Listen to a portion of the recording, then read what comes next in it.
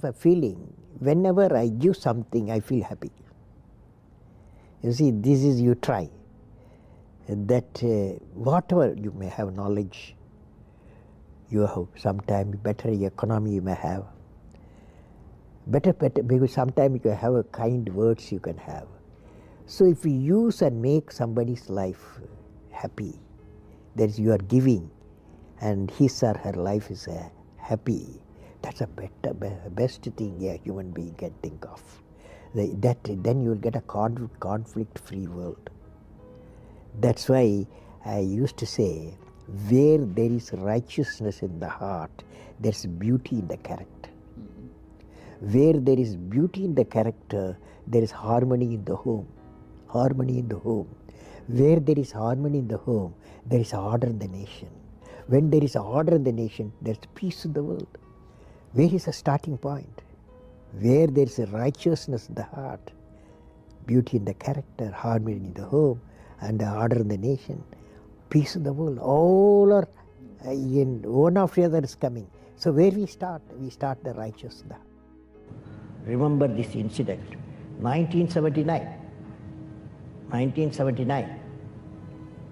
SLV-3 satellite launch vehicle. I was the project director, mission director. My mission is to put the satellite in the orbit. Thousands of people worked nearly 10 years. I reached the Sriharikota, and it's in the launch pad. Countdown was going on. T minus 4 minutes, T minus 5 minutes, T minus 1 minute, T minus 40 seconds. Computer put a hold. Don't launch it. Computer says don't launch it. I am the mission director, I have to take decision. Everything is on. Behind me there are 6 experts. They saw computer database coming in and screen, and they see the pictures in the screen. They said there's a problem. The problem is there's a leakage in a system, in the control system. But immediately calculation, no problem. We have got sufficient fuel and oxidation for control system. It controls the rocket to the required attitude, and we can go ahead. Now, of course, my expert's view, but I took the decision. Problem is mine. Finally, I took a decision. I bypassed the computer. I launched the system. Okay, I launched the system. This fellow went. First stage worked is a 4-stage rocket, and second stage got mad. It went to the spin. Instead of putting the satellite in the orbit, it put in the Bay of Bengal. 1979, it was a failure. It was a first time I experienced my failure. How do you manage the failure? Success I can manage. So at that time, a great man, a great leader, Professor Satish Dhawan, he comes to me. I'm very tired, working nearly for months. He wakes me up, come, let us go for a press conference. Press is meeting there, like this, number of people, world press, with photos, this and that, all the gadgets, they are there. I was really frightened. I will be the culprit because I'm the project director, mission director. What Satish Dhawan said, chairman, Indian Space Research Organization, said, dear friends, we have failed today. It's the first time I have to give all the success. All the failure is, I want to support my technologists and scientists and staff so that next year they succeed. So he took the whole blame himself. And then media asked, you have put Bay of Bengal so many crores, you have put it like that, a lot of criticism. He received the criticism. He assured them in a year we will succeed with our team. It's a very good team. Next year, here only interesting happened. Next year, July 18th, 1980, when he succeeded, Professor Dhawan said, you go and conduct the press conference. Do you follow what it means? It means when the failure occurred, the leader took it up. When the success came, he gives to his team. How did you become so great? How did I become so great? That's a question. Well, which class you are studying? 4th. What's your dream in life? I want to become a singer. Singer. Hindustani or Carnatic? Hindustani or Carnatic music? Any music? Yeah, the music. Any music will become. Well, I don't know how became. I don't know. It's a relative terms.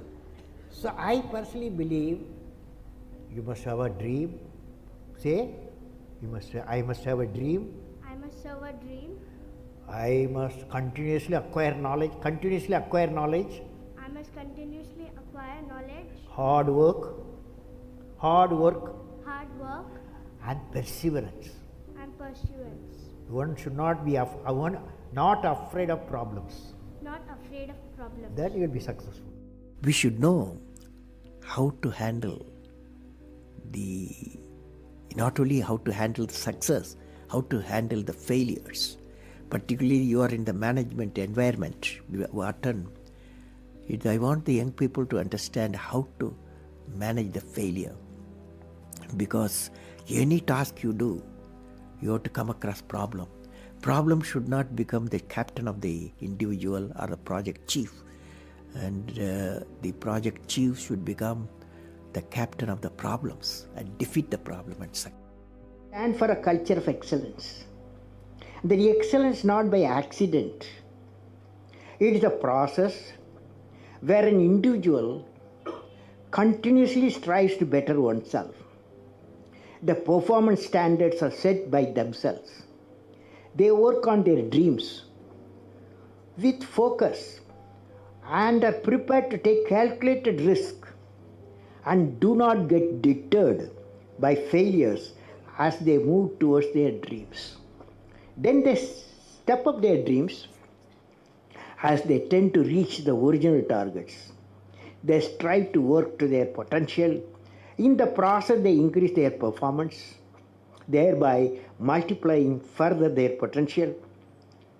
This is an unending life cycle phenomena, culture of excellence.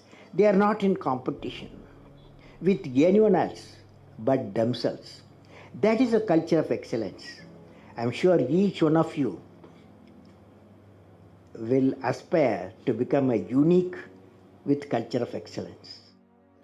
You've written books, you've served as president, you're an aerospace engineer, you've been a professor, but you say the title you like best is the title of teacher.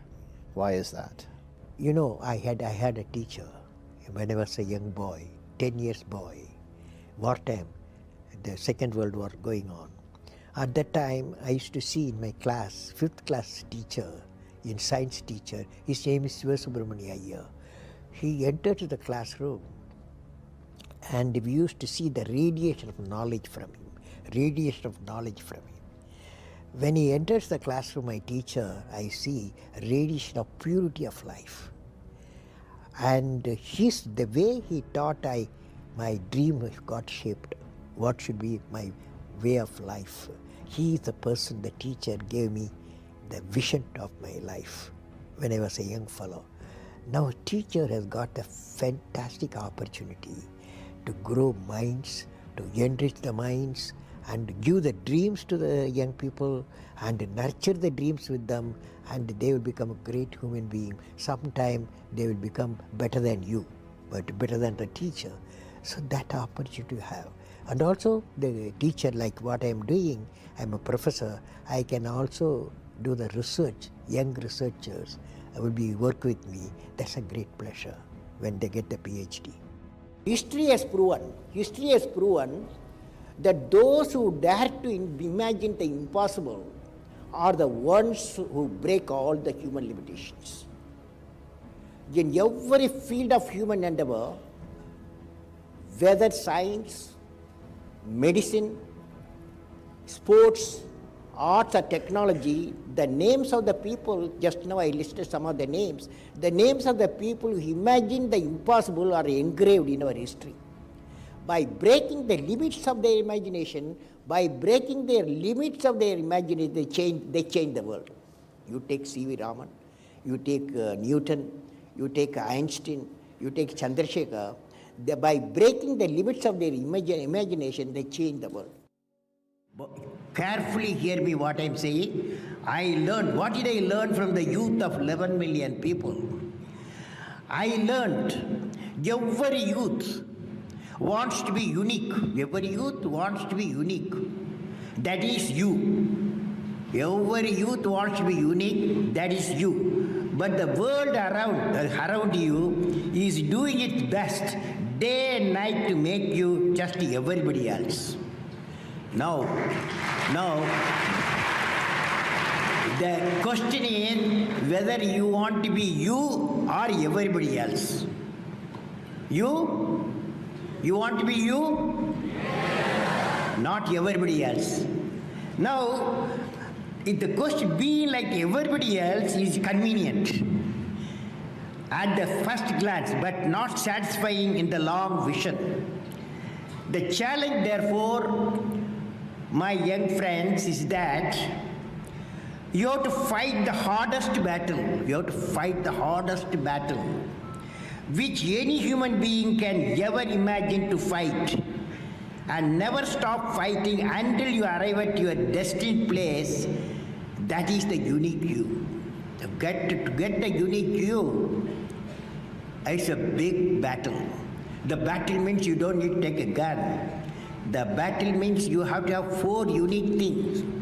4 unique tools you must have in that battle. One is you have to set the goal.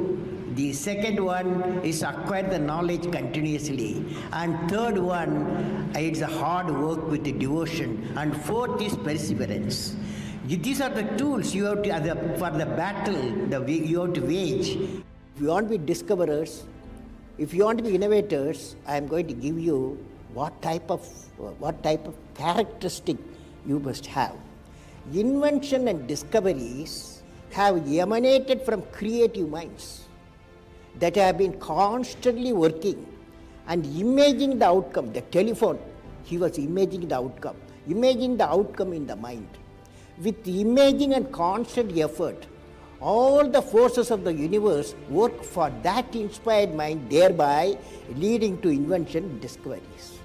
See, I have a feeling whenever I give something, I feel happy.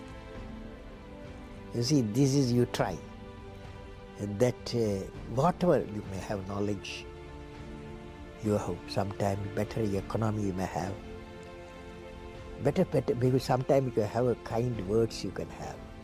So if you use and make somebody's life happy, that is you are giving, and his or her life is happy, that's a best thing a human being can think of. Then you will get a conflict-free world. That is, leaders should work with integrity and succeed with integrity. Leader should work with integrity and succeed with integrity. And I believe President, since you asked the question, has to be continuously in touch with the people. Rashtrapati Bhavan, where I was there, became a People's Bhavan. Instead of Rashtrapati Bhavan, it becomes People's Bhavan. And also I travel into the whole state, cutting across hill, deserts and sea. I was in touch with millions and millions of people.